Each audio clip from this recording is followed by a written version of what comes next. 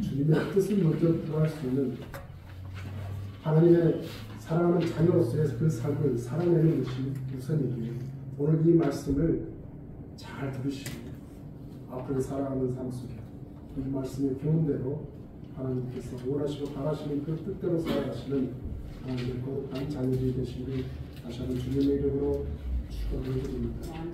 혹시 오늘은 조금 좀 교육적인 꼭 누가 지적을 하며 설명을 하며 뭐 이렇게 하는 것 같이 느껴지시라고, 이거는 제가 하는 말이 아니고 하나님께서 여러분들에게 주시는 말씀으로 받아주시고 정말 하나님의 뜻을 받들어 내가 살아간다면 하나님께서 어떻게 나에게 복을 더 허락하실까 하는 그런 마음을 갖게 될 것입니다. 여러분, 우리는 이 세상을 살아가는 데 있어서 수많은 관계 속에서 살아가고 있습니다. 그래서 그리스의 철학자였던 아리스토텔레스가 우리 인간을 명칭하기를 사회적 동물이라고 얘기를 합니다. 다시 말해서 우리 인간 혼자서는 살아갈 수가 없다는 것이죠. 뭔가 이게 인간들끼리 수많은 그런 관계 속에 살아갈 수밖에 없는 우리들의 모습임을 얘기하고 있습니다.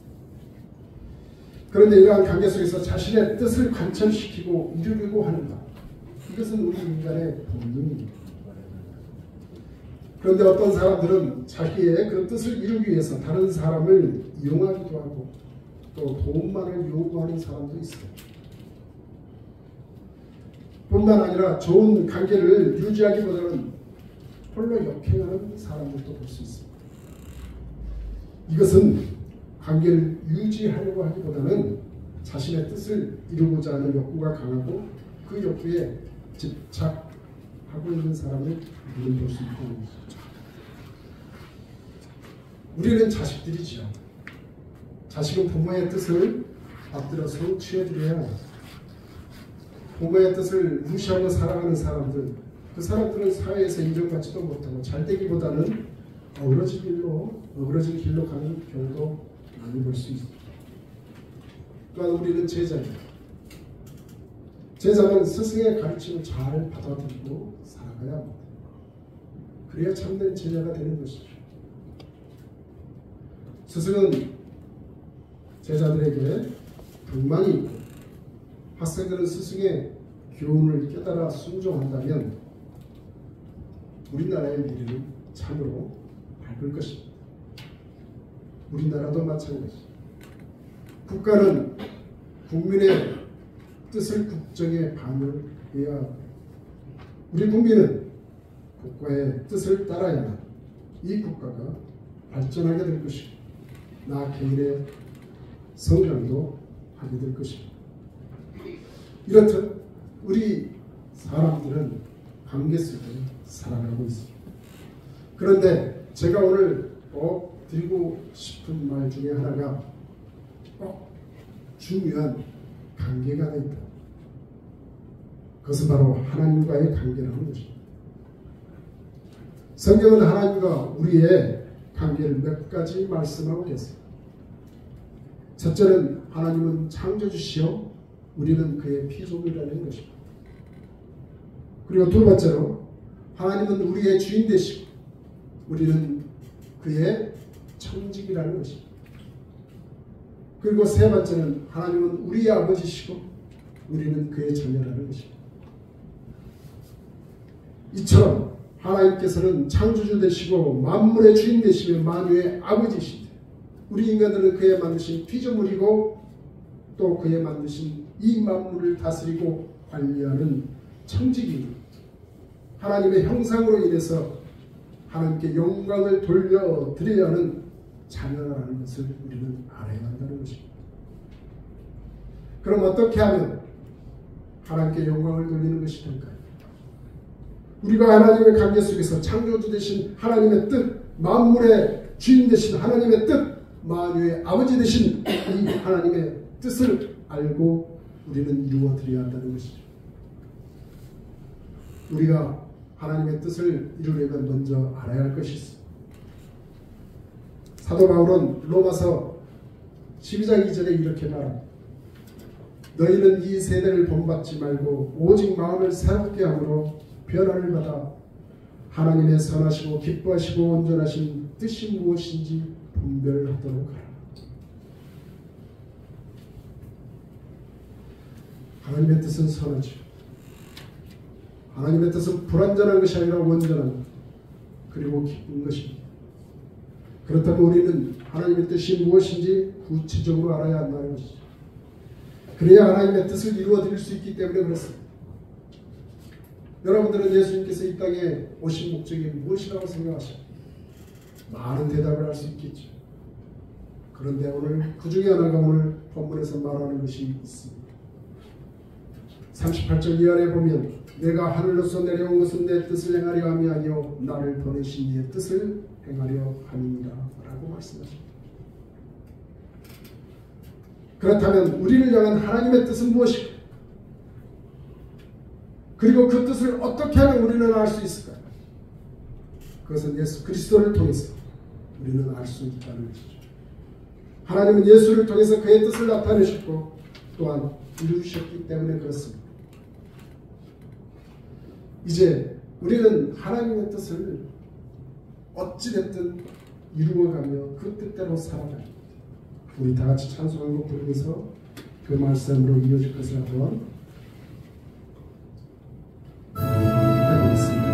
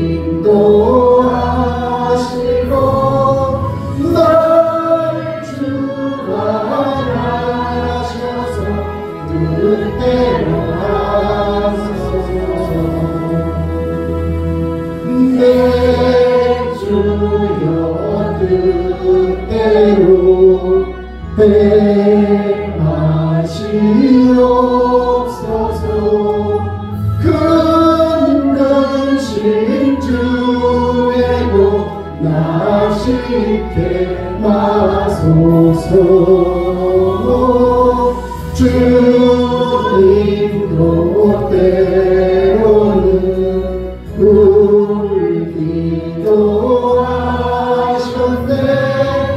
날 주관하셔서 그대로 하소서. 내 주여 그대로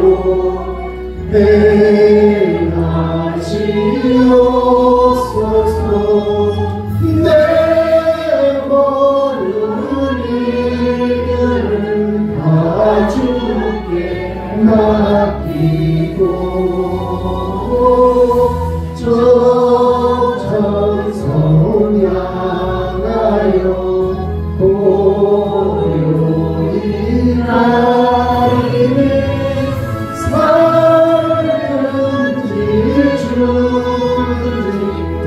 뜻대로 하소서. 우리는 주님의 뜻대로 살아가야 합니다. 그 첫 번째로 우리는 영생을 얻는 것이 하나님의 뜻을 이루는 것이라는 거예요. 오늘 본문 48절 이하에 우리 주님께서 내가 무엇을 하러 이 땅에 왔다고 분명히 말씀합니다. 그러면서 나를 보내신 이의 뜻을 내게 주신 자 중에 내가 하나도 잃어버리지 아니하고 마지막 날에 다시 살리는 이것이니 내 아버지의 뜻은 아들을 보고 믿는 자마다 영생을 얻는 이것이 마지막 날에 내가 이를 다시 살리리라. 우리 주님이 이 땅에 오신 목적이 그렇습니다. 하나님의 뜻은 죄인된 인간이 예수 그리스도를 믿어 영생을 얻는 것이라는 거예요. 하나님은 한 사람도 멸망당하는 것을 원치 아니하시고 모든 사람이 구원 얻기를 원하시고 계십니다. 그래서 디모데전서 2장 4절에 보면 하나님은 모든 사람이 구원을 받으면 진리를 아는 데 이르기를 원한다고 말씀하십니다. 하나님은 한 영혼도 천하보다도 더 귀하게 여기시고 그리고 사랑하시죠. 그래서 한 영혼이라도 멸망당하는 것을 원치 않으신다는 거예요. 모두 구원받기를 원하세요. 이것이 하나님의 뜻이에요. 다시 우리를 돌이켜봅시다. 죄인된 우리는 스스로 자기를 구원할 수가 없어요. 그리고 영원한 생명을 소유할 수 있는 자가 이 세상에 한 사람도 없어요. 모두가 멸망당할 수밖에 없는 존재에 있습니다.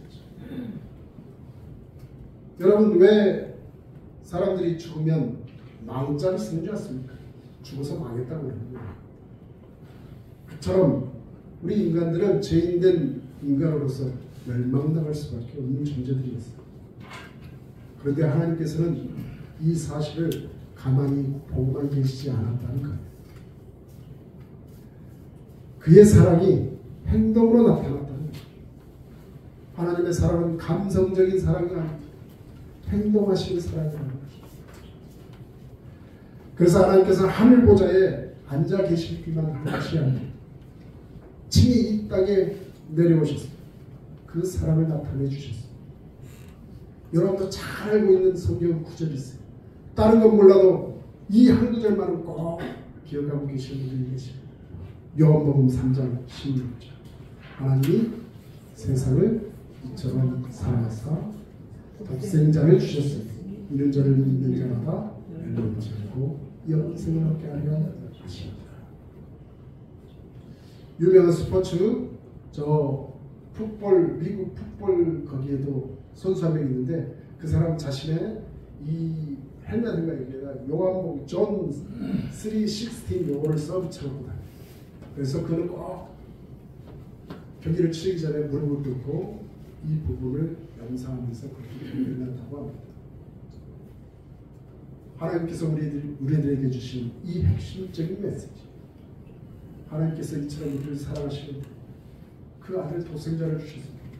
다 그를 믿음으로 말미암아 멸망치 않고 영생을 얻게 하려 하시는 게 우리 하나님의 목적이라는 거예요. 그러면서 그 이후절에 또 이렇게 말씀하십니다.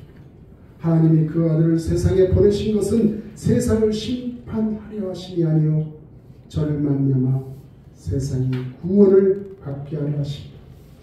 우리 하나님의 목적은 이 세상을 멸망시키고 심판하고자 하시는 것이 아니라 그 아들 예수 그리스도를 믿어서 구원 얻게 하는 것이 하나님의 뜻이라는 거예요. 그렇다면 누가 영생을 얻을 수 있을까요? 답은 나와 있죠. 예수 그리스도를 믿는 자만이 영생을 얻을 수 있는 거예요.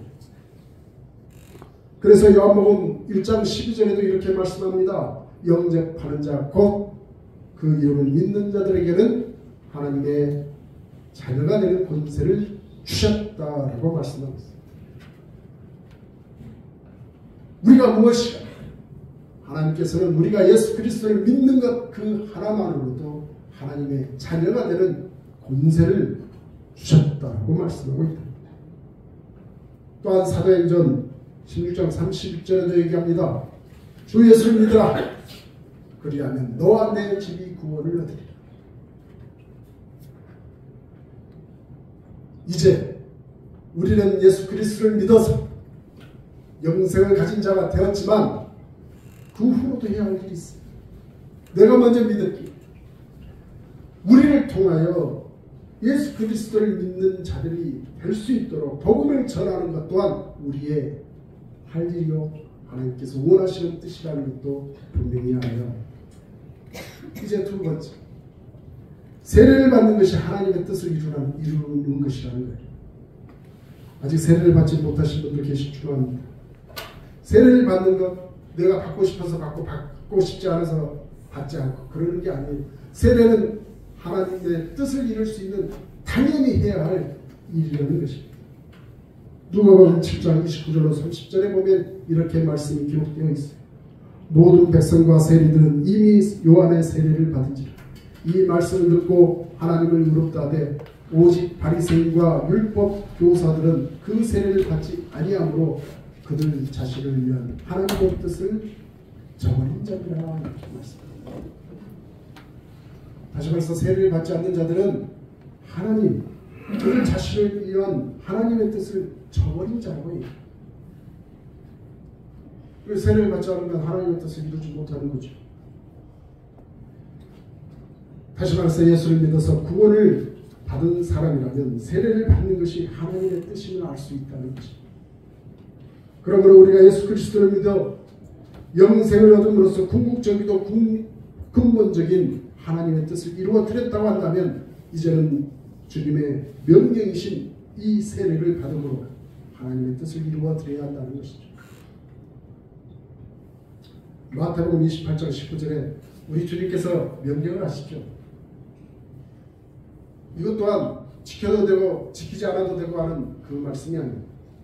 그러므로 너희는 가서 모든 족속으로 제자를 삼아 아버지, 아들과 성령의 이름으로 세례를 주라 이렇게 말씀합니다. 다시 말해서 세례는 구원의 조건은 아닙니다. 그래서 세례를 받는다고 해서 구원을 받는 것은 아닙니다. 세례는 이미 예수님을 믿은 사람이 예수님의 말씀에 순종하는 첫 번째 순종의 동목이라는 거죠.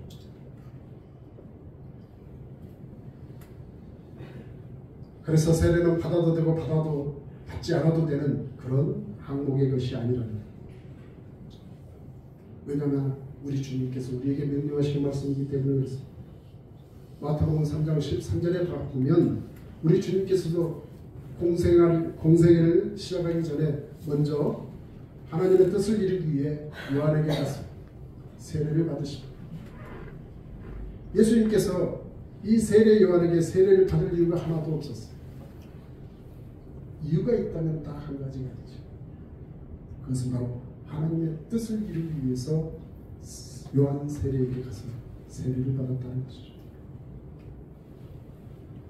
우리가 세례를 받는다고 하는 것, 이것은 하나님의 뜻을 이루는 것이기도 하지만 우리의 신앙을 고백하는 것이기도 합니다. 세례 속에는 세 가지 의미를 가지고 있어요. 그 첫 번째 세례는 예수 그리스도가 고난받으시고 죽으셨으며 부활하신 것을 의미합니다.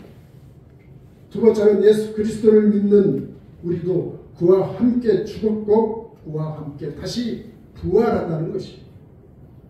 그래서 바울은 갈라디아서 2장 20절에 저도 좋아하는 구절이지만 내가 그리스도와 함께 십자가에 못 박혔나니 그러즉 이제는 내가 산 것이 아니라 내 안에 그리스도께서 사신 것이다. 이제 내가 육체 가운데 사는 것은 나를 사랑하사 나를 위하여 자기 몸을 버리신 하나님의 아들을 믿는 믿음 안에서 사는 것이라고 얘기합니다. 그리고 세 번째로 우리 주님께서 다시 재림하시는 날 나도 부활해서 그와 함께 영원히 살게 될 것을 고백하는 것이 된다는 거예요.